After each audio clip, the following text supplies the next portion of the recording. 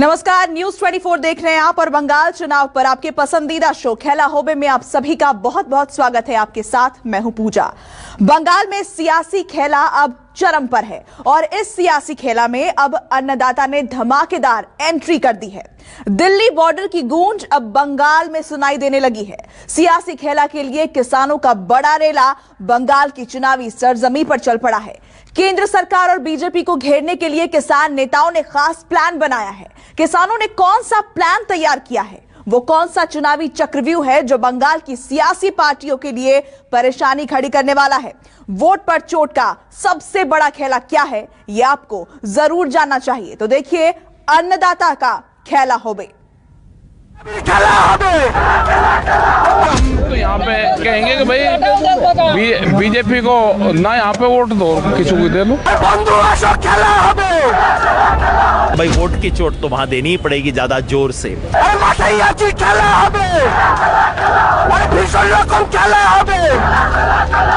सरकार जब न माने तो लोकतंत्र में वोट बनवाता है। जब वोट की चोट से ही सरकारें बनती हो और बिगड़ती हो तो हम आए हैं कि ये सरकार जालिम हो गई है।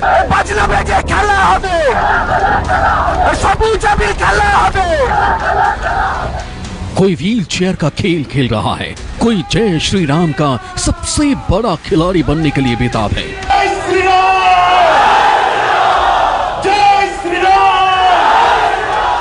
कोई मंदिर मंदिर भक्ति कर शक्ति प्रदर्शन के जरिए एक दूसरे का सियासी खेल बिगाड़ने के लिए आशीर्वाद ले रहा है।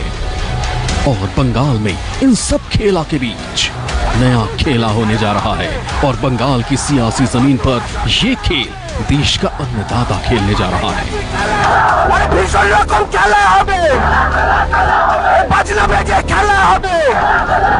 हमने सिर्फ हमारी टारगेट यही है कि एंटी बीजेपी नहीं जीतनी चाहिए। हम किसानों को, बंगाल के किसानों को जगाने के लिए आए हैं। आगे मोदी कॉरपोरेट की गवर्नमेंट है, अडानी अंबानी की गवर्नमेंट है, इसको यहाँ हराना जरूरी है, इसलिए दिल्ली से यहाँ आए हम। इस खेल में अभी तक सिर्फ सियासी खिलाड़ी और सितारे ही एक दूसरे को साध रहे थे, लेकिन अब किसानों ने भी बंगाल की धरती पर हुंकार भर दी है। चुनाव में बड़ा खेला का दाव खेल दिया है। सियासी पंडितों की माने तो यही हुंकार तय कर सकती है कि अब की बार बंगाल में किसकी सरकार होगी। इस खेल में दो बड़े खिलाड़ी हैं और दोनों की चुनौती भी बड़ी है। दीदी को बंगाल की गद्दी बचानी है, बीजेपी को सत्ता पर काबिज होना है। लड़ाई बड़ी है, लड़ी भी उसी तरह जा रही है। जो लड़ाई एक वक्त ममता दीदी वर्सेस मोदी दादा की लग रही थी, उसी लड़ाई में किसानों की एंट्री हो गई है, जो पंजाब, हरियाणा और पश्चिमी यूपी से निकलकर बंगाल की धरती पर पहुंच चुके हैं और बंगाल की जनता को सीधा संदेश दे रहे हैं कि अगर अपना वजूद बचाना है, सम्मान के साथ जीना है, तो मोहरा नहीं बनना, नहीं तो मौका निकल जाएगा और खेला भी हो जाएगा। मेरे साथ में राकेश टिकैत जी है। जिस तरह से देखे आपने दिल्ली में कहीं ना कहीं किसान आंदोलन था, अब बंगाल में आंदोलन शुरू हो गया, क्या कहेंगे, कैसे तैयारियां चले? एमएसपी नहीं मिल रहा किसान को। यहाँ के किसानों को एमएसपी दिलवानी है, भारत सरकार की जो योजना है वे लागू करवानी। यहाँ पे एमएसपी मिल जाएगा तो यहाँ का किसान का भी उद्धार हो जाएगा। बंगाल के सियासी खेल के सफर पर निकले किसानों का पहला पड़ाव कोलकाता रहा, जहां किसानों ने पंचायत की और सियासी खेल के लिए अपनी मंशा जाहिर कर दी। किसान नेता टिकैत कहते हैं वो किसी के लिए वोट नहीं मांगने पहुंचे, लेकिन अगर वो संदेश पहुंचाने में सफल हो गए तो चोट कहां लगेगी ये किसी से छिपा नहीं है। एमएसपी पे खरीद नहीं हो रही और इस सरकार ने लूट लिया किसानों को, ये कहेंगे। अपील करेंगे कि ऐसा वोट मत देना बीजेपी को, इसने पूरा देश लूट लिया, व्यापारियों की पार्टी। कोलकाता से निकलकर टिकैत मंडली बंगाल के सियासी खेल के सबसे बड़े घर नंदीग्राम में पहुंची। यहाँ भी सियासी खेला के लिए महापंचायत की और सत्ता के लिए सेंटर बनी। इस जमीन से ऐलान किया कि गांव-गांव जाएंगे, किसान बिल पर केंद्र सरकार की खिलाफत कर बीजेपी का बाजा बजाएंगे और किसान समर्थकों की सरकार बनाएंगे।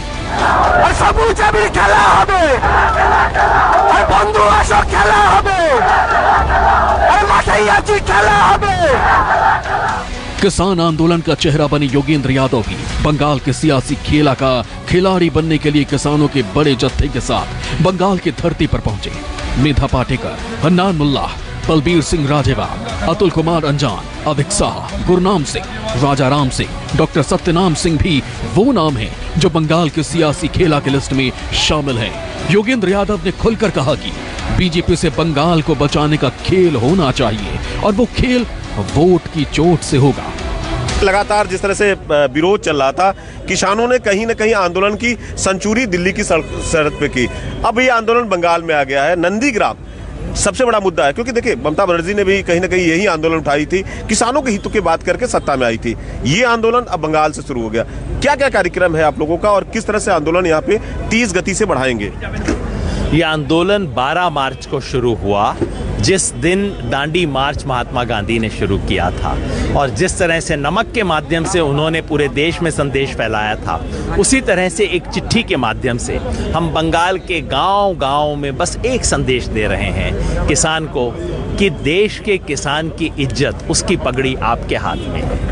आप उसे बचाइए और बचाने के लिए बस एक काम कीजिए, बीजेपी को सजा दीजिए, क्योंकि ये पार्टी है जिसने किसानों के विरुद्ध कानून बनाए, अहंकार से उन्हें वापस नहीं लिया, बल्कि किसानों को गालियां दी, उन्हें बदनाम किया और उन पे दमन किया। ऐसी पार्टी को सबक सिखाना जरूरी है। किसे वोट दें हमें कोई मतलब नहीं है, लेकिन बीजेपी को सजा दें, बस ये संदेश लेके हम आए हैं। आने वाले दिनों में तमाम सभाएं हैं, नंदीग्राम में है, आसनसोल में है, सिंगूर में है, कुलतली में है, जादवपुर यूनिवर्सिटी में है और आने वाले दिनों में कई यात्राएं होंगी। पूरे बंगाल को कवर करेंगे, फिलहाल कलकत्ता के इर्द गिर्द। किसान किसका खेल बिगाड़ेंगे ये तो 2 मई के नतीजों के बाद पता चलेगा, लेकिन इससे पहले किसानों ने टीएमसी और बीजेपी दोनों को उनके लिए सोचने पर मजबूर जरूर कर दिया, क्योंकि इन पार्टियों के लिए किसानों को लेकर रणनीति और आंदोलन को लेकर अपने रुख को साफ जरूर करना होगा, नहीं तो बड़ा खेला हो सकता है।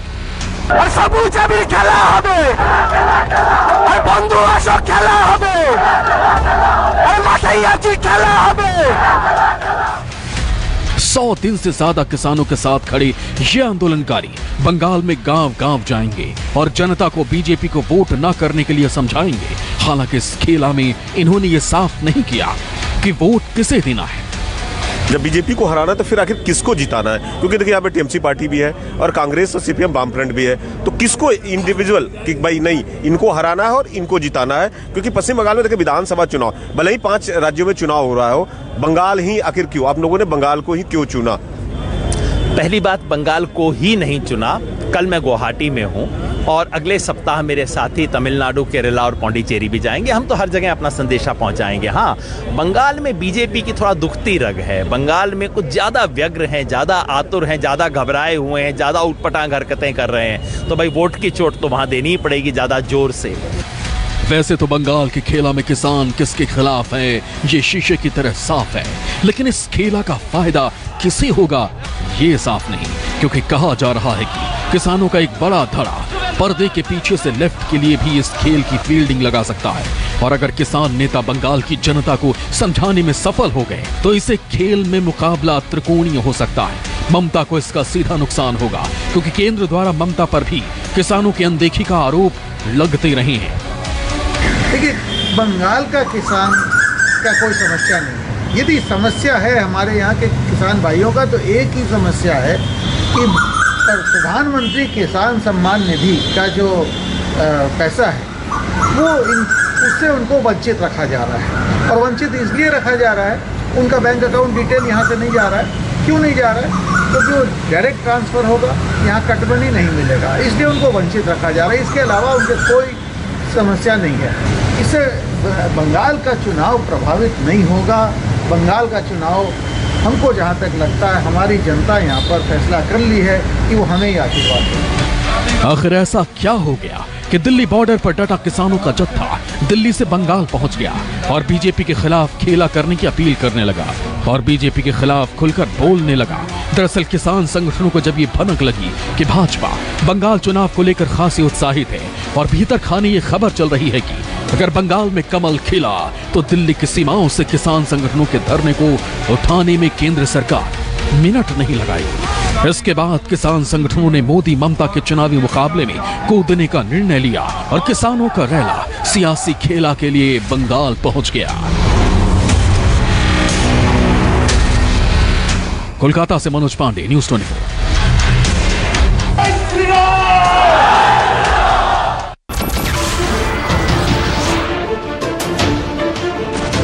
नमस्कार, मैं हूं मानक गुप्ता। अगर आपको हमारा ये वीडियो पसंद आया हो तो इसे लाइक और शेयर जरूर करें, और हां, हमें सब्सक्राइब और फॉलो करना ना भूलें ताकि आप देश और दुनिया की कोई खबर मिस ना करें। तो जुड़े रहिए हमारे साथ और देखते रहिए न्यूज़ 24।